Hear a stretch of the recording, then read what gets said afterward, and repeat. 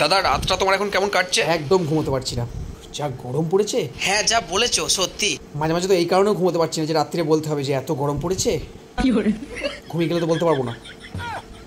এইভাবে থাকা যায় না, এইভাবে থাকা যায় না। উফ, যা গরম পড়েছে। জানো এই বৈশাখে মেয়ের বিয়েটা দেবো ভেবেছিলাম, পাত্রই পাচ্ছি না। আর পাত্র, যা গরম পড়েছে পাত্র পাবে কোথায়? কোথায় গরম হয়ে গিয়ে কি করছে তার ঠিক নেই। মানে এই গরমে কোথায় এসিতে ঢুকে বসে আছে, তুই পাবে ভালো পাত্র এখন? উফ, যা গরম পড়েছে না, মনে হচ্ছে যেন তোমার সঙ্গে জোর করে কথা বলছি। আবহাওয়া দপ্তরের লোক বলছিল বৃষ্টি হবে। ও তাই? হ্যাঁ, যা গরম পড়েছে বৃষ্টি তো হওয়ার দরকার। কবে থেকে হয় বলেছি বৃষ্টি? কাল থেকে মনে হয়। ও কাল থেকে, মানে আজকের মধ্যে আমাকে 500 জনকে বলে নিতে হবে। যা গরম পড়েছে, আমি তো এটা ভেবে রিলিফ পাচ্ছি। বৃষ্টি হবে বলে তো? না না, বৃষ্টি হবে ওটা ভেবে নয়, যে আমি 500 জনকে বলতে পারবো যে কি গরম পড়েছে, এইটা ভেবে। আর বন্ধুরা তোমাদের একটা কথা বলি, একটা বন্ধুর সঙ্গে নর্মালি কথা বলছি, বলছে আমাকে গরম দেখাচ্ছিস কেন?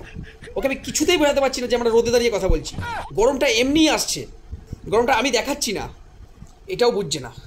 না এখানে আর থাকা যাবে না, এখানে সবাই মোটামুটি জানে। মনে হচ্ছে সিকিম চলে যায়, সিকিম চলে যায় এটা বলতে যে আমাদের এখানে প্রচুর গরম পড়েছে।